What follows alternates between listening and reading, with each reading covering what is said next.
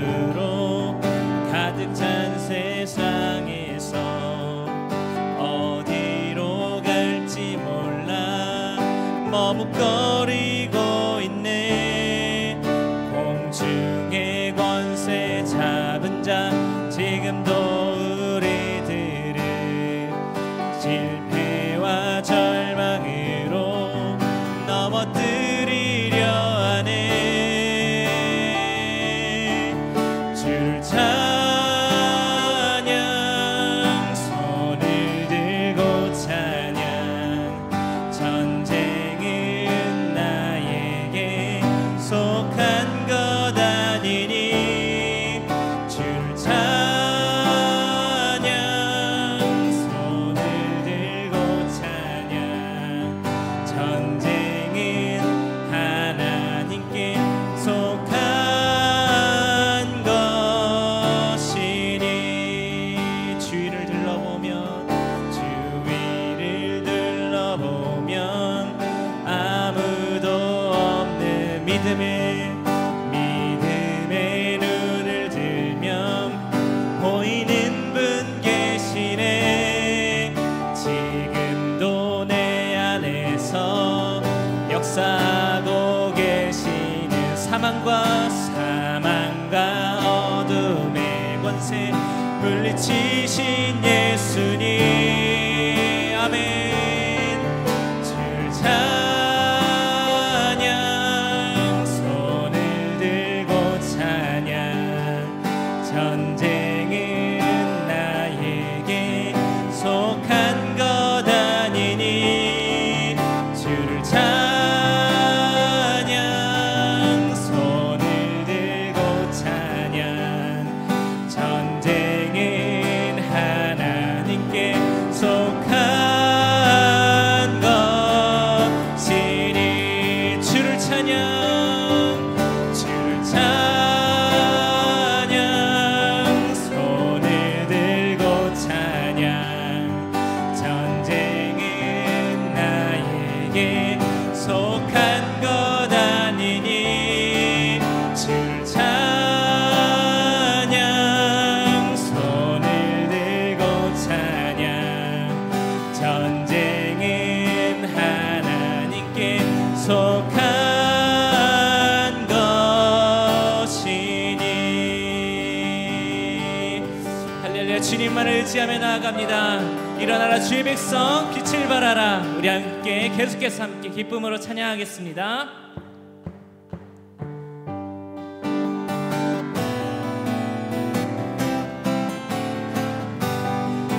일어나라 주의 백성, 일어나라 주의 백성, 빛을 발하라. 주가 너의 영광으로 임하시리라. 일어나라, 일어나라 주의 백성, 빛을 발하라. 주가 너의 영광으로 임하시리라. 온 세상이 어둠 속에 헤매고 있지만 주가 너와 함께 계셔 회복을 명하리라. 일어나라, 빛을 발하라. 만 백성이 너의 빛을 보고 사방에서 나오네. 일어나라, 빛을 발하라. 만 백성이 자유함을 얻어 기뻐하는도다. 아멘. 다시 한번 고백합니다. 일어나라, 일어나라 주의 백성, 빛을 발하라. 주가 너의 영광으로 임하시리라. 일어나라, 일어나라 주의 백성, 빛을 발하라. 주가 너의 영광으로 임하시리라. 온 세상이 어둠 속에 헤매고 있지만 주가 너와 함께 회복을 명하리라. 일어나라, 빛을 발하라. 만 백성이 너의 빛을 보고 사방에서 나오네. 일어나라, 빛을 발하라. 만 백성이 자유함을 얻어 기뻐하는도다. 아멘. 온 세상이 어둠 속에, 온 세상이 어둠 속에 헤매고 있지만 주님이 함께 하십니다. 주가 너와 함께 계셔 회복을 명하리라. 일어나라, 빛을 발하라.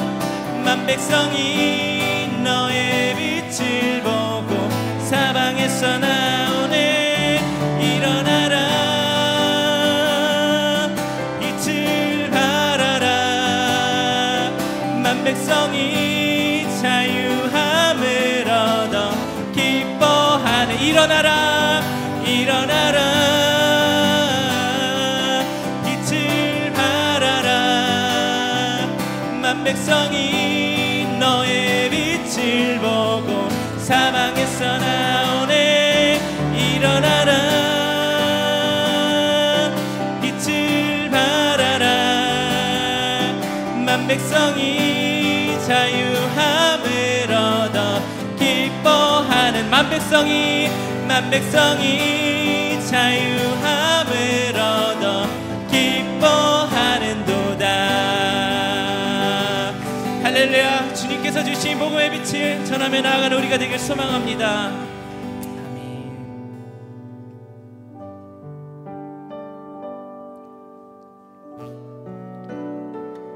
오직 유일한 우리의 메시아 되시는 그 영광의 왕 찬양합니다.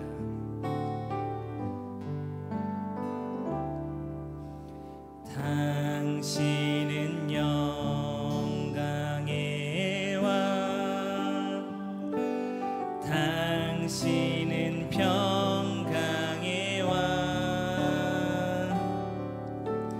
당신은 하늘과 땅의 주, 당신은 정의의 아들.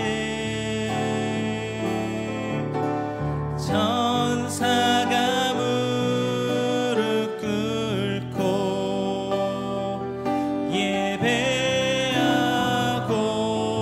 찬송하네. 영원한 생명 말씀. 당신은 예수 그리스도 주.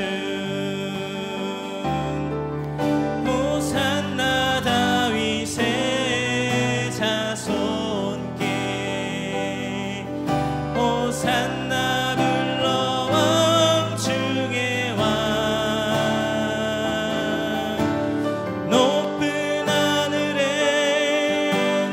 영광을 예수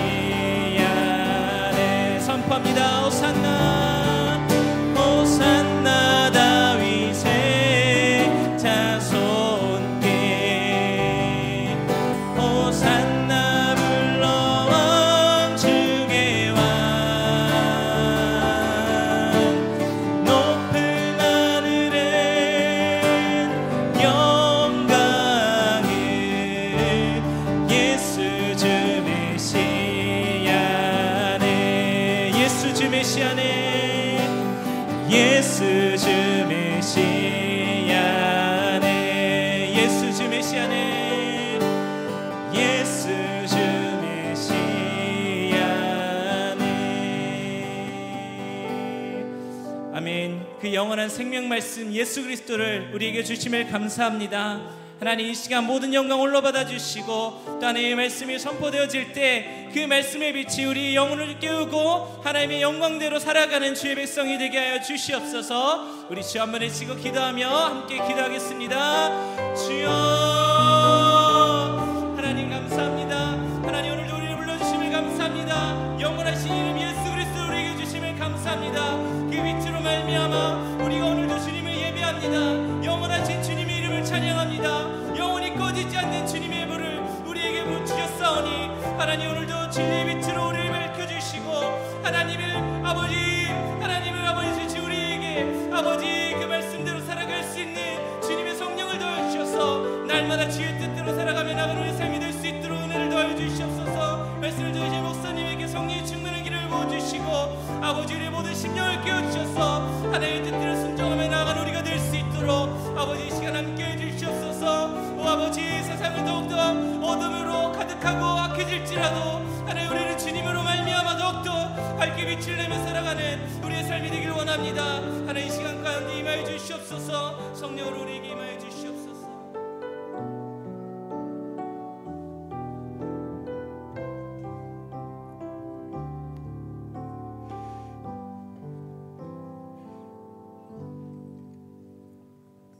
이 시간도 살아서 역사하신 하나님을 찬양합니다.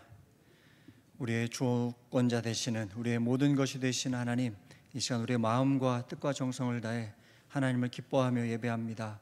이곳 가운데 찾아오셔서 우리를 만져주시고 하나님, 야곱에게 요셉에게 약속하신 대로 우리들을 돌보아 주셔서 하나님의 형상으로 하나님의 영광으로 살아가는 형제교회 모두가 되어지게 주님 은혜를 부어 주옵소서.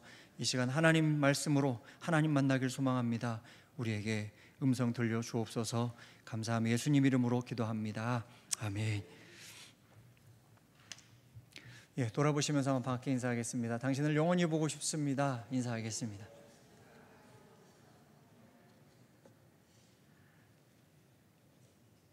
장례 예배를 인도하면서 제가 인사로 나누는 이 말이 공허한 말이 아니다라는 걸 다시 한번 깊이 생각을 했습니다. 당신을 영원히 보고 싶습니다. 장례식장에서 유가족들 중에 예수님을 믿지 않는 분들과 인사할 때도 그렇게 인사했습니다. 그러니까 계속해서 부활 복음 메시지를 전하면서 그분들이 그게 마음에 남아서 언젠가는 하나님 안에서 영원하게 보게 되는 그런 모든 가족들이 되길 간절히 기도하면서 말씀을 나눴었습니다. 우리 형제께 모든 성도님들이 이 당신을 영원히 보고 싶습니다라는 이 메시지로 가족들에게 또 친지들에게 하나님의 복음을 나누는 귀한 삶 살아가시길 주님의 이름으로 축복합니다. 이번 주부터 수요 예배 형식을 조금 바꿔서 4인 4세 교리를 가지고 말씀 나눈다고 전해드렸었습니다. 교리 본격적인 이야기는 다음 주에 이항진 사모님을 통해서 성경론부터 시작을 하게 되고요. 오늘은 이단 백서라는 책을 가지고 우리 성도님들께 이단은 뭔지, 또 이단 안에 한국 사회 안에 어떤 이단들이 있는지를 전해드리려고 준비를 하다가 책을 다 못 읽었습니다. 너무 죄송하게 제가 책을 다 못 읽어서 신천지를 정리하다가 중간쯤 하고서 말아서 한국 안에 있는 이단의 문제는 조만간에 정리를 해서 다시 한번 전해드리도록 하고요. 오늘은 복음에 대해서 나누고 또 젊은이들이 왜 이단에 빠져들어가는지 아주 그 짧은 이야기만 함께 나눠드리도록 하겠습니다. 오늘은 갈라디아서 1장 1절에서 5절 말씀 함께 읽고 복음에 대해서 먼저 생각해 보도록 하겠습니다. 우리 성경책 찾으셔서 갈라디아서 1장 1절에서 5절까지 말씀 함께 저와 여러분이 한 절씩 교독하겠습니다. 신약성경 300페이지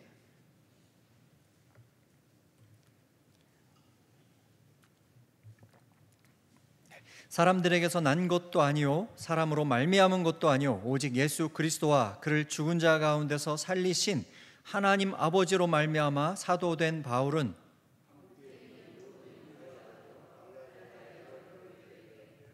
우리 하나님 아버지와 주 예수 그리스도로부터 은혜와 평강이 있기를 원하노라.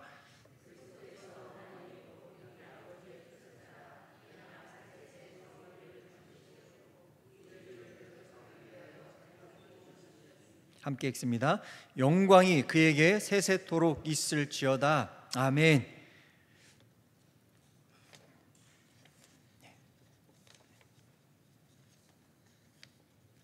오늘은 이 말씀을 통해서 복음에 대해서 다시 생각해 볼 텐데요. 오래전에 레오나르도 다빈치에게 어떤 부자가 최후의 만찬의 그림을 부탁을 했습니다. 그리고 그림이 거의 완성되어 갈 쯤에 레오나르도 다빈치가 옆집에 있는 친구를 불러서 그 그림을 보여줍니다. 그림을 보자마자 친구는 깜짝 놀랍니다.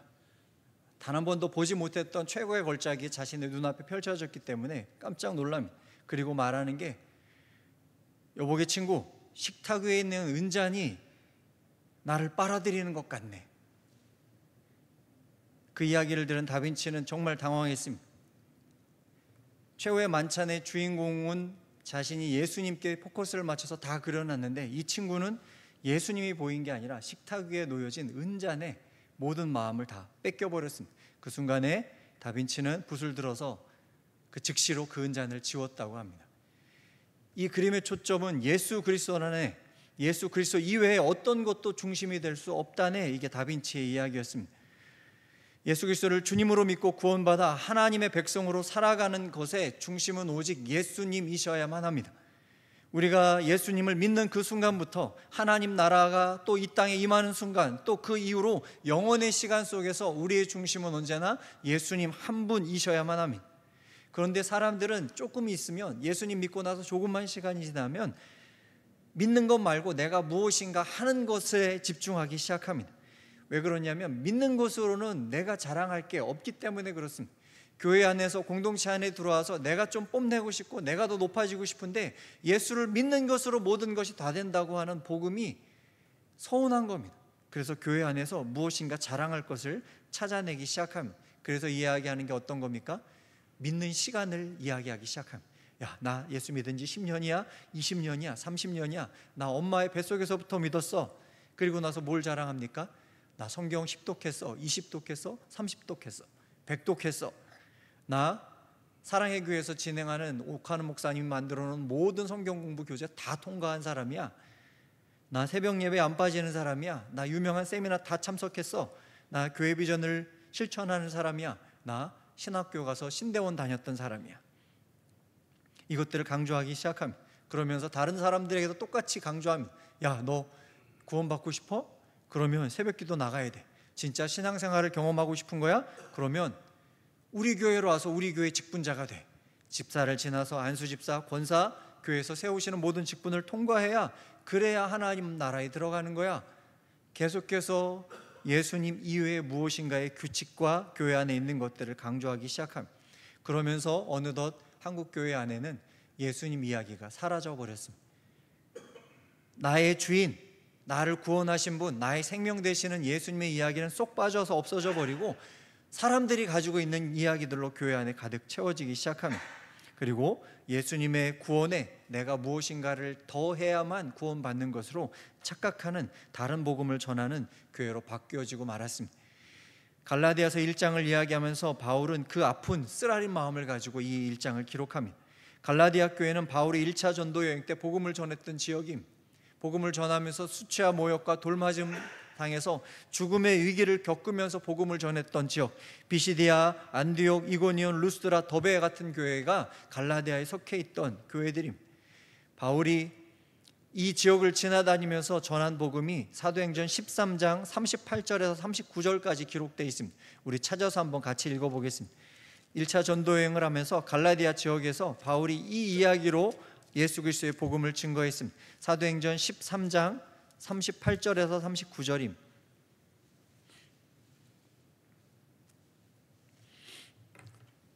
신약성경 210페이지 우리 찾아서 같이 읽어보겠습니다.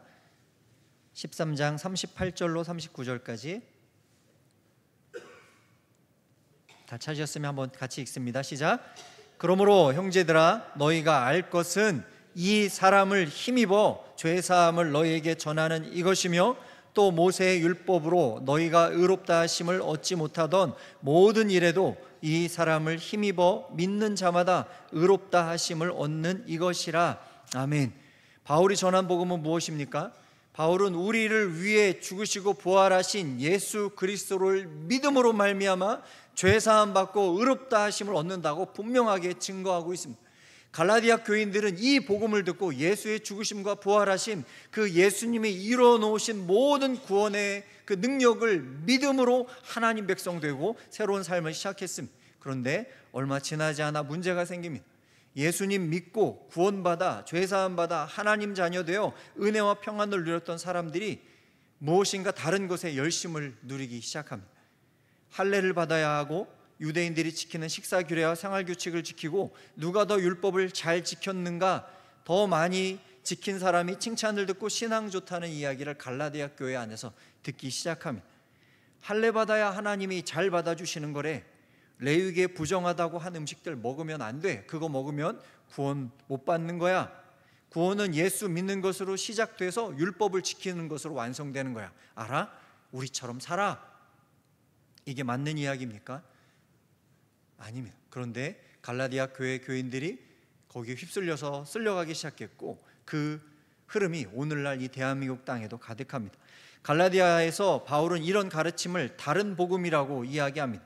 예수님 믿는 것보다 무엇인가 다른 것이 더 중요하다고 말하는 것은 다른 복음, 하나님을 떠나는 것이라고 경고합니다. 있을 수 없는 일이라고 이야기합니다. 우리 갈라디아서로 돌아와서 갈라디아서 1장 7절 말씀 한번 같이 읽어보겠습니다.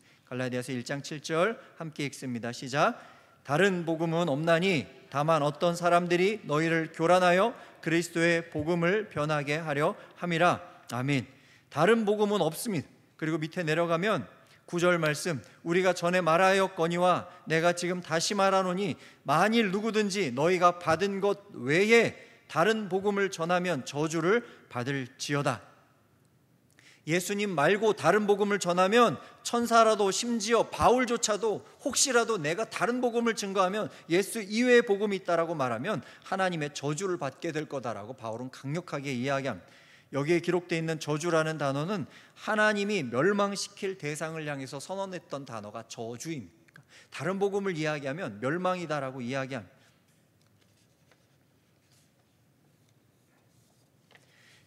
1절부터 5절의 말씀을 통해서 우리가 다시 한번 바울을 통해서 들었던 그 복음을 듣게 되길 소망합니다. 우리 갈라디아서 1장 1절 말씀 다시 한번 읽어보겠습니다. 1절을 다시 읽습니다. 시작.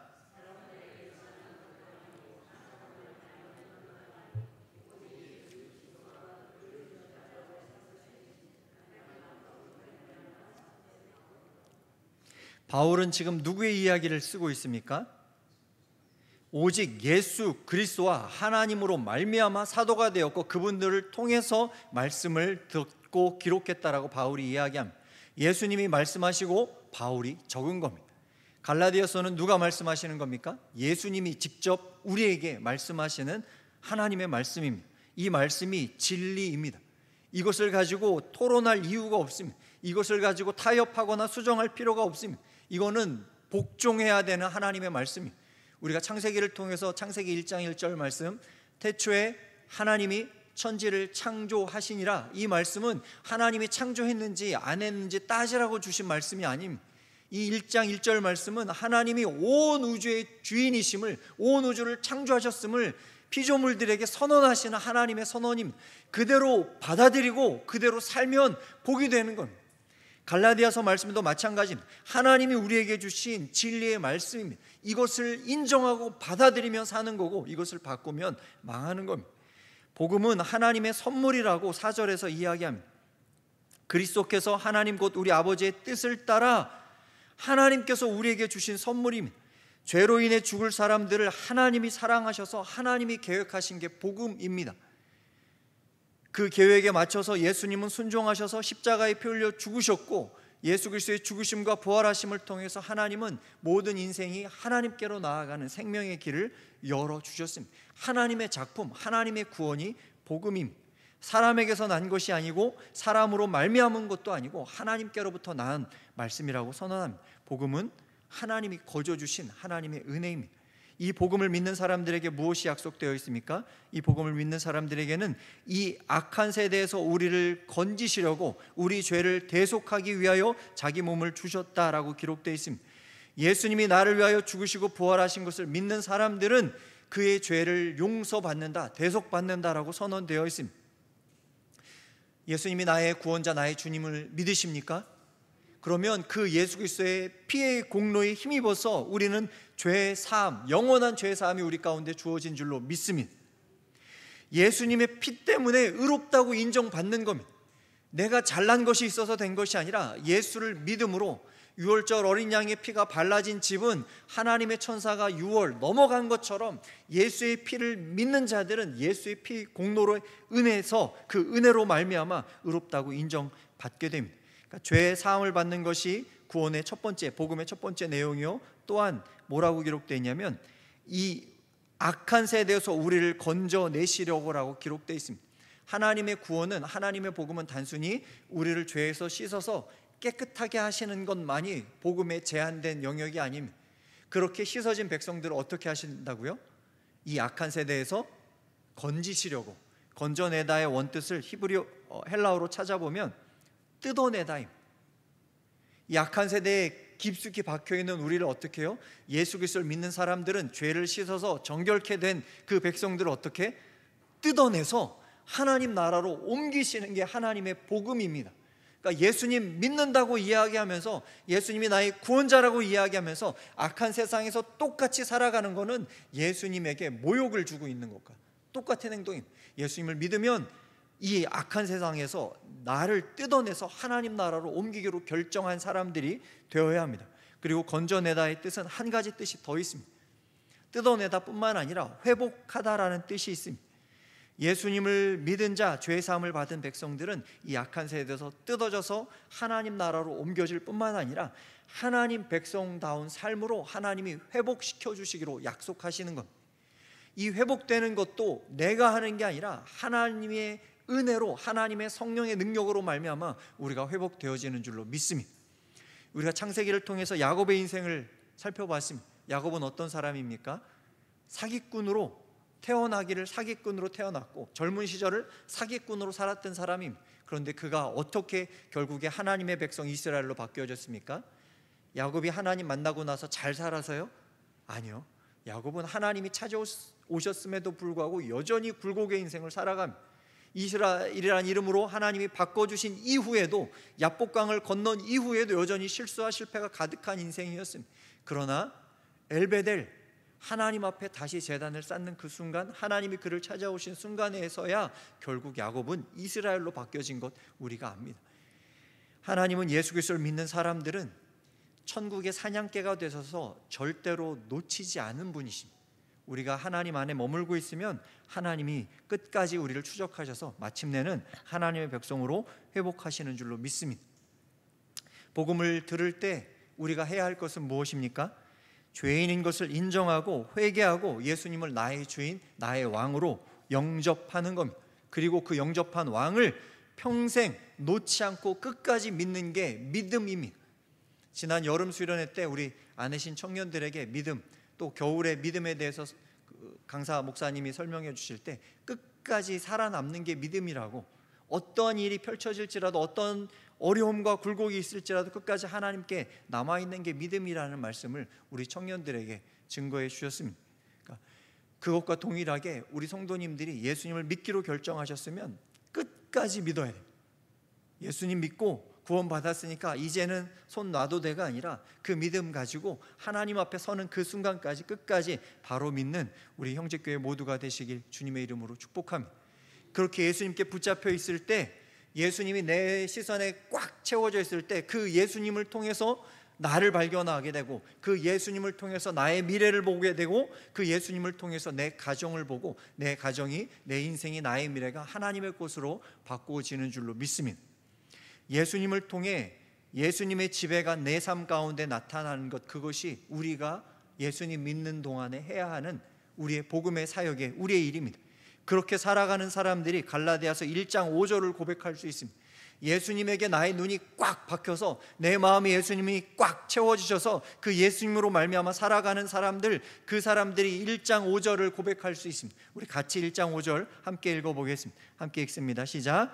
영광이 그에게 세세토록 있을지어다. 아멘. 아멘.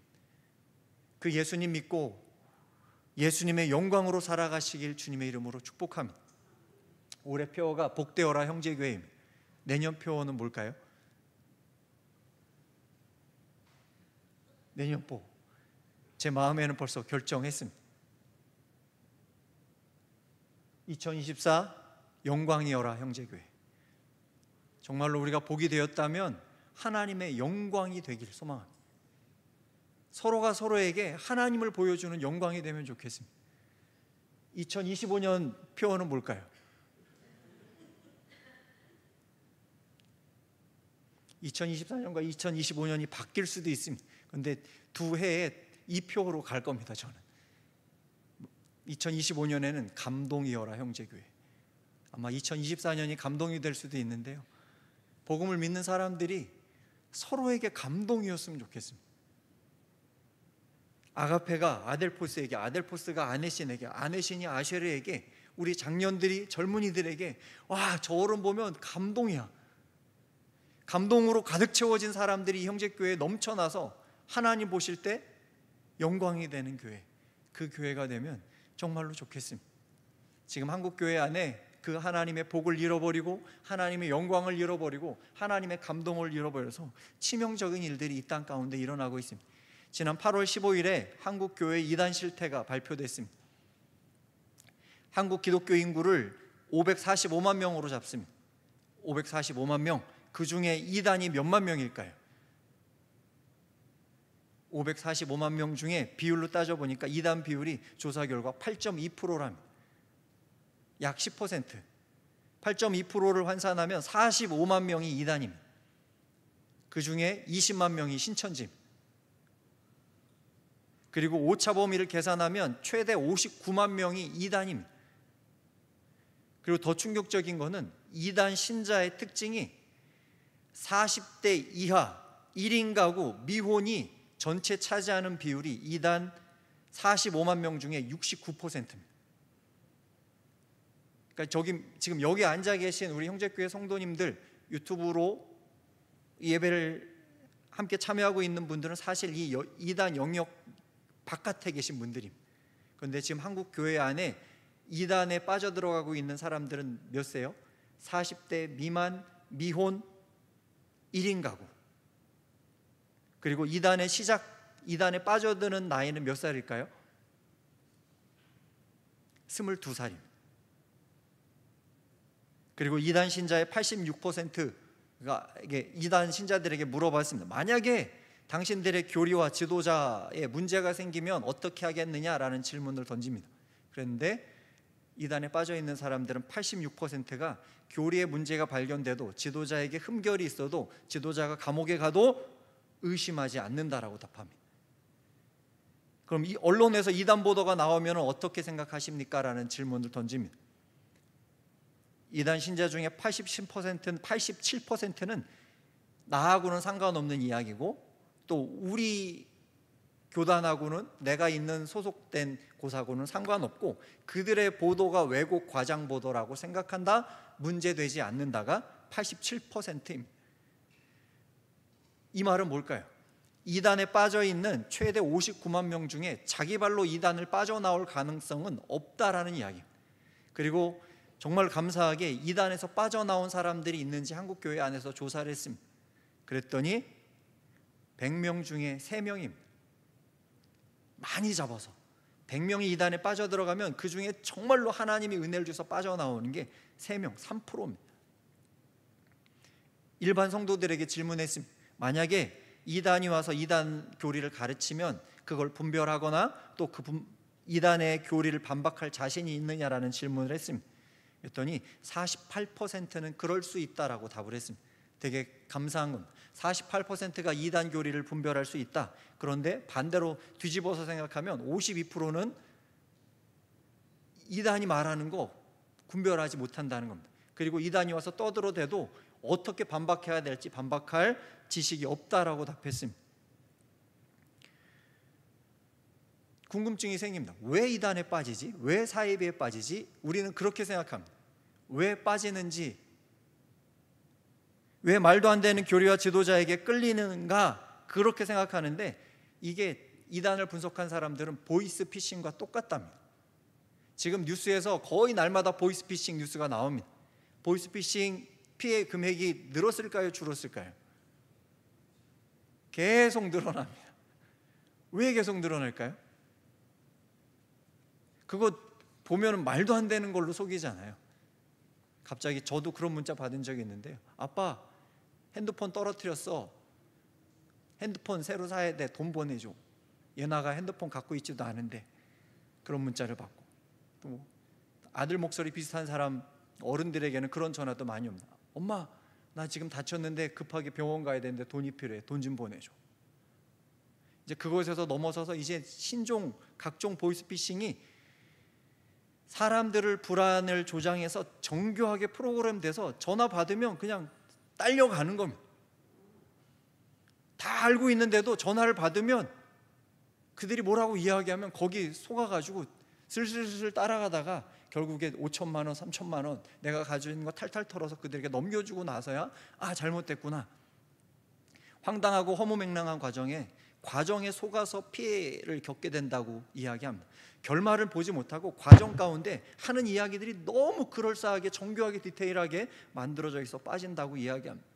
이단의 교리가 그렇답니다. 그리고 이단에 빠진 사람들의 4가지 공통점을 미국 기독교 상담기관인 뉴라이프 클리닉 설립자 스티븐 아터번이라는 분이 해로운 신앙에 미혹되기 취약한 사람의 4가지 공통점을 찾아냈습니다.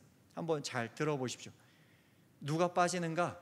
첫 번째로 엄한 부모 밑에서 자란 아이들이 이단에 빠진다. 이상하죠? 엄한 부모 밑에서 자란 아이들. 근데 이게 왜 그런가 찾아보니까 부모 밑에서 엄격하게 자라면 나중에 자라서 엄격한 형식이 편안한 사람들이 된다. 아빠 엄마 밑에서 엄격한 규율로 자라가면 나중에는 신앙생활 할 때도 그렇게 엄격한 규율이 있는 곳에서 신앙생활을 해야 편안하다. 그러니까 예수 믿고 구원받고 예수로 살아가십시오라고 이렇게 복음을 증거하는 것에서는 불안함을 느끼고, 예수님 믿고 싶으면 유월절을 지켜야 되고 구약에 있는 모든 절기에 다 참석해야 되고 새벽 예배에 나와야 되고 금요기도에 나와야 되고 이거 안 지키면 네 구원이 취소될 수 있어, 이렇게 규칙을 이야기하는 곳에서 편안함을 느낀다. 두 번째로 실망 경험이 큰 사람들이 이단에 빠진답니다. 어려서 부모가 돌아가시거나 버림받은 경험이 있는 사람들, 상실과 실망의 기억은 친절과 호의에 약하다고 합니다. 그러니까 이단이 지금 펼치는 가장 큰 전략이 친절과 호의입니다. 그 중에도 대표적인 게 하나님의 교회가 그렇습니다. 하나님의 교회는 그러니까 신천지 못지않게 착한 일을 어마어마하게 많이 합니다. 호매실에도 아주 뻔듯한 하나님의 교회, 진짜 막 의리의리한 게 호매실 한복판 가장 아름다운 공원에 딱 자리 잡고 있습니다. 거기 원래 종교 부지였는데 호매실에 있는 교회들이 돈이 없어서 그 땅을 못 샀는데 하나님의 교회가 그 땅을 사고 거기다 어마어마한 예배당을 지어놨습니다. 그리고 거기에 있는 사람들이 온 동네를 다니면서 착한 일을 합니다.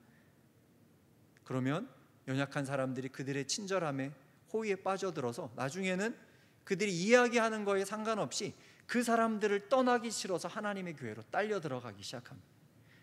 세 번째로 해로운 신앙에 빠져드는 사람의 특징은 낮은 자존감. 거의 비슷한 이야기가 계속 반복됩니다. 고립되고 소외되었다고 느끼는 사람들은 소속감, 안정감을 추구하는데 그게 사이비 이단이 기가 막히게 주는 겁니다. 왜 그렇습니까? 그들은 아까 하나님의 교회처럼 엄청 친절해요. 그러니까 딱 들어가면 막 간쓸게 다 빼줄 것 같이 친절함으로 사랑함으로 뜨겁게 안아주고, 여기에 모여있는 사람들이 전부 다 한 마음입니다. 그리고 모일 때마다 옷도 다 똑같은 옷 입고 오죠. 예배를 드려도 엄청 뜨겁죠. 예배 영상 한번 보신 적이 있으셔야 되는데 이렇게 줄 맞춰서 앉습니다. 방석에다가 각 정확하게 쫙 소름 끼치게 줄 맞춰서 앉아서 옷도 다 하얀 복장으로 앉아서 박수를 쳐도 해병대 박수로. 거기 가서 예배 드리고 나면 만족감이 어마어마한 겁니다. 와, 이게 예배지. 이렇게 열심히 많은 사람들이 모여 있는데 이게 가짜일 리 없어. 이게 진짜야. 그리고 나는 여기 속해 있어. 그 소속감이 이들에게 엄청난 안정감을 줍니다. 마지막으로 네 번째는 학대 피해자나 신체적 정신적 학대를 입은 사람들이 이단에 빠질 확률이 높다고 합니다. 왜 그러냐면 학대를 당하고 신체적 정신적인 어려움을 겪은 사람들은 누군가가 나에게 와서 구원해 주기를, 이 아픔 가운데서, 이 쓰라림 가운데서 건져 주기를 원하는데, 그렇게 찾다가 찾은 사람이 이단 교주인 겁니다. 또다시 희생자가 된다라고 이 설립자 스티븐 아터번은 이야기합니다. 그런데 우리가 이 사실들을 볼 때 엄격한 부모 밑에서 자란 아이, 실망 경험, 낮은 자존감, 학대 피해자, 이것을 생각해 보면 한 가지 떠오르는 게 있습니다. 뭐냐면 사회 공동체성이 깨질 때 일어나는 문제입니다. 사회가 건강하면 절대로 이단 문제가 세상에 드러나지 않습니다.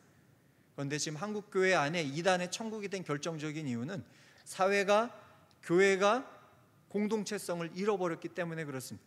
예전에 재미있는 통계 자료가 미국에서 나온 적이 있습니다. 1960년대 미국 펜실베니아에 위치한 로세토 마을이라는 마을이 있습니다. 여기는 이탈리아 이민자들의 공동체인데요, 의사들이 보니까 이 로세토 마을에 사는 이탈리아 사람들은 다른 지역에 비해서 심장병 발병률이 현저하게 낮은 겁니다. 나이가 들어가면 심장병으로 보통 이제 돌아가시는 비율이 높은데, 이 마을은 심장병 사망률이 기가 막히게 낮은 겁니다. 그래서 의사들이 추적해서 결국 수십 년간 추적합니다. 도대체 이 마을은 왜 심장병에 안 걸리는 거야? 왜 급사하는 사람들이 없는 거야? 찾아보니까 로세토 그 마을 사람들은 어려움이 당한 사람을 절대 그냥 내버려 두지 않는다. 그러니까 마을 전체가 이탈리아 이주민들이잖아요. 자기 고향을 떠나서 미국에 정착한 사람들이니까 여기서 마을에서 어떤 문제가 생기면 모든 사람들이 벌떼같이 달려들어서 그 문제를 해결해 주는 겁니다. 그러니까 사람들이 내가 혹시 살아가다가 어려움을 겪으면, 아픈 문제를 겪으면, 상처를 겪으면 어떻게 해요? 이 마을 사람들이 나를 책임져 줄 거야. 그 편안함이, 그 안정감이 심장병 사망률을 현저하게 낮췄다라고 이야기합니다. 최근에 다시 조사를 했답니다. 어떻게 됐을까요? 다른 지역과 똑같아졌답니다. 1960년대는 공동체성이 유지됐는데 이제 2000년대에 들어와서는 그 공동체성이 깨져버린 겁니다. 그래서 어떻게 해요? 그 마을에 사는 이탈리아에서 이주한 사람들의 사망률도 다른 지역과 똑같은 사망률로 나타난다고 합니다. 한국 안에, 특별히 전 세계에서 이 한국 안에 사이비 이단이 점점 큰 문제를 일으키는 건 한국 안에 공동체성이 깨졌기 때문에 그렇습니다. 사회와 교회가 건강하지 못하기 때문에 그에 대한 역기능으로 이런 어려운 문제들이 일어납니다. 한 가지 질문 드려보겠습니다. 이단, 사입이 뭐가 다른 걸까요? 둘 중에 하나는 법으로 허용되어 있습니다. 이단, 사입이. 이단은 한국 헌법에 보장됩니다. 잘못된 종교적인 신념 믿는 거는 터치할 수가 없습니다. 그런데 한국 안에 있는 이단들은 다 사이비로 결탁이 되어 있습니다. 사이비는, 그러니까 이단은 종교적인 문제이고, 종교적인 언어로 우리가 표현할 때 이단이고, 이게 사회적인 문제로 드러나면 사이비입니다. 이단의 가르침은 절대로 그 단체 안에만 머물지 않고, 이단을 믿는 사람들은 교주에게 또 그 교류에 속아서 개인의 인격이 파괴되고, 개인이 파괴되고, 가정이 파괴되는 사회적인 문제로, 법적인 문제로, 그리고 이 사이비의 문제는 법에 소송을 걸 수 있는 문제로, 피해자를 양산하는 문제로 나타납니다. 그런데 한국의 가장 큰 문제는 이단과 사이비가 붙어 있는 것. 모든 이단들이 다 사이비화되어 있습니다. 그러니까 사이비 이단, 신천지, 하나님의 교회, 그 이외의 모든 이단들은 사이비입니다. 모든 믿는 사람들의 인격을 파괴하고 가정을 파괴하는 사회적인 문제로 한국 안에 나타나고 있습니다. 우리 성도님들이 나는 이단에 안 빠져, 나는 사이비에 안 빠져, 안심하시면 안 되는 이유는, 여기 계신 분들은 평생 이단에 안 빠지실 겁니다. 문제는 뭐냐면 우리 다음 세대 40대 이하 젊은이들이 어마어마한 숫자로 지금 이단에게 빠져들어갑니다. 왜? 공동체성 파괴입니다. 교회 안에 들어와서 소속감, 안정감, 위로, 나의 삶의 문제를 함께 고민해주고 염려해주는 어른이 없는 것을 보고 이 아이들은 실망해서 이단으로 급격하게 빠져나갑니다. 이 교회가, 우리 형제교회가 그렇게 실망과 좌절과 고립과 우울증을 가지고 있는 젊은 세대들에게 관심을 가져주고 그들을 복음으로 돕고 일으켜줄 때에만 이 문제가 해결될 수 있습니다. 우리 교회 성도님 중에 한 분의 자녀도 지금 이 하나님 교회에 포섭이 돼서 하나님의 교회가 끊임없이 연락하고 나오라고 졸르는 청년이 하나 있습니다. 자꾸 거기 가겠다고 엄마를 너무 힘들게 하는 상황입니다. 깨어서 기도하고 교회가 관심을 가져줘야 됩니다.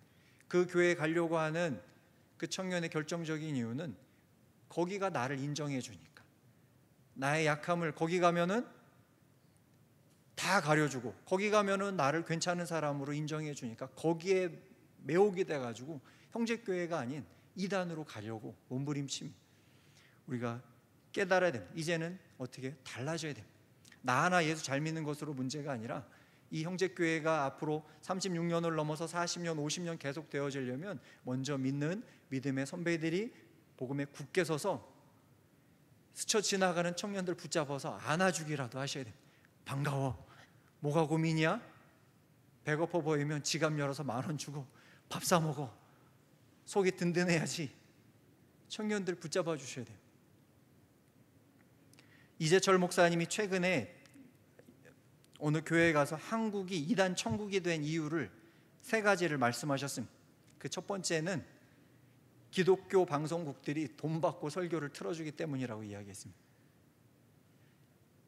분당 이찬수 목사님은 돈을 내실까요, 안 내실까요? 만나교회 김병삼 목사님은 돈을 낼까요, 안 낼까요? 그분들은 안 낸답니다. 유명한 목사님은 돈을 안 내도 되는데, 그렇게 유명한 목사님 빼놓고 저분이 왜 저기 나오지라고 생각하시는 분들, 복음 설교보다 희한한 설교 하시는 분들은 돈 50만 원을 내면 30분 설교를 틀어준다. 저도 이번 주부터 기독교 방송에 나갈 수 있습니다. 50만 원 내면.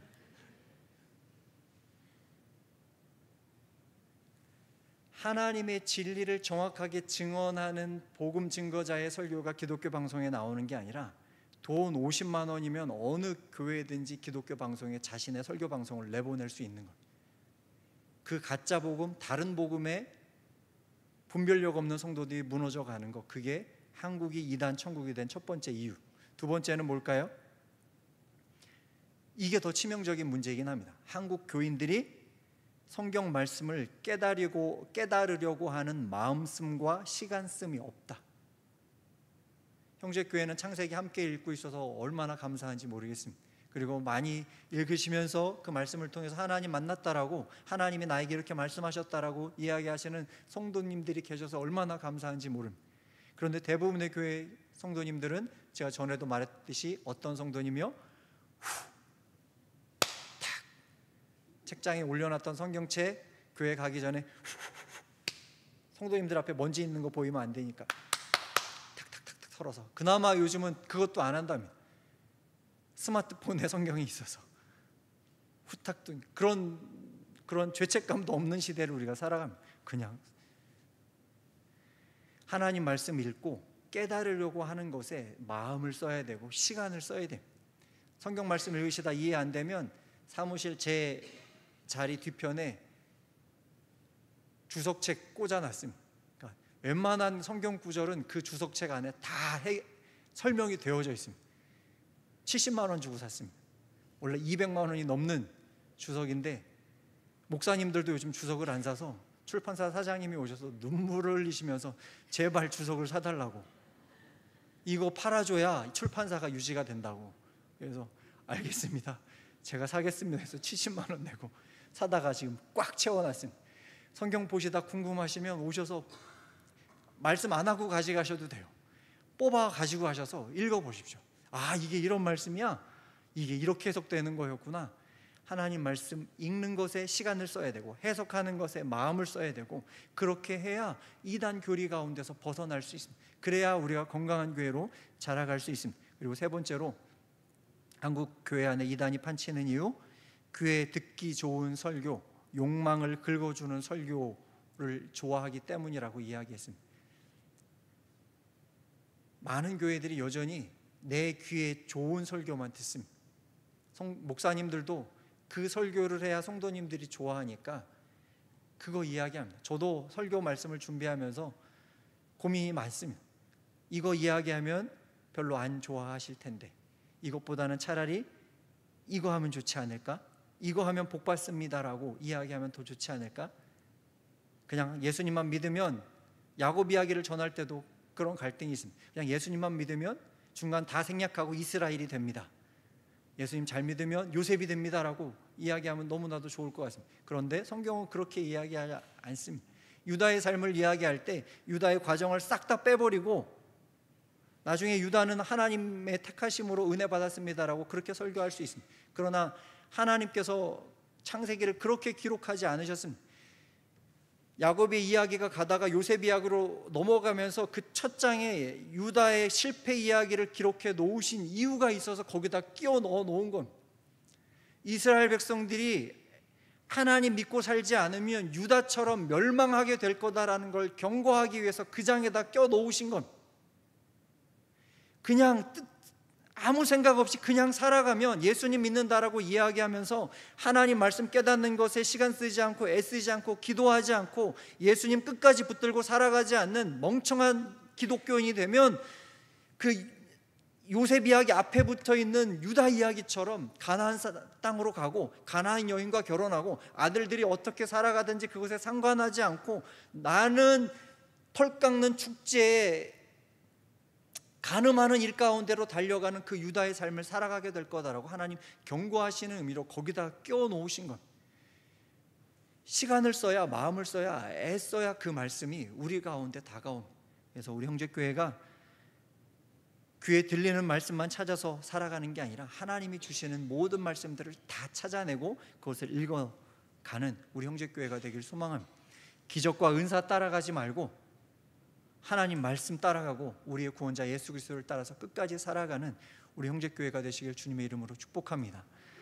이단백서라는 책을 읽으면서 전해드릴 수 있는 충격적인 이야기들이 너무 많습니다. 그런데 다 전해드려봐야 다 잊어먹을 거고 전해드려봐야 사실 우리에게 크게 피부에 와닿는 이야기가 없습니다. 그래서 그거는 빼고 오늘은 간절히 부탁드리는 거, 이단 통계를 꼭 기억해 주십시오. 그리고 갈라디아에서 증거하신 예수님의 복음 기억해 주십시오.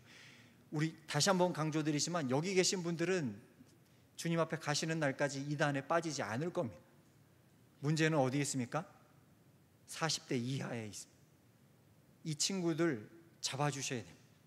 형제교회에 있는 아내신 아쉐르, 아델포스, 아가페, 이 아이들이 복음 안에서 자라갈 수 있게 눈물로 기도해 주시고 사랑으로 그 아이들 붙잡아 주십시오. 그래야 10년 뒤에 그 아이들이 우리 성도님들의 자리에 앉아서 다음 세대들을 일으킬 수 있을 줄로 믿습니다. 함께 기도하겠습니다. 하나님, 한국 교회 안에 너무나도 많은 아픔과 쓰라림이 있습니다.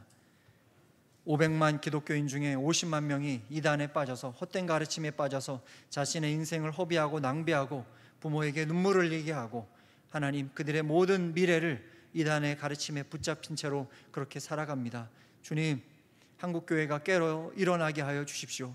이단들은 교회가 공동체성을 잃은 사도행전적인 교회를 잃어버린 그 틈을 파고들어서 청년들의 그 상한 마음을 이용해서 그들을 이단으로 끊임없이 끌어갑니다.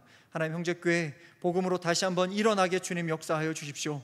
모든 성도님들이 먼저 나를 구원하신 예수 그리스도, 그분을 믿게 하여 주시고 그 예수 그리스도의 복음으로 말미암아 복음의 증언자들로, 하나님의 복이 되는 사람들로, 감동이 되어지고 영광이 되는 사람들로 살아갈 수 있게 주님 역사하여 주십시오.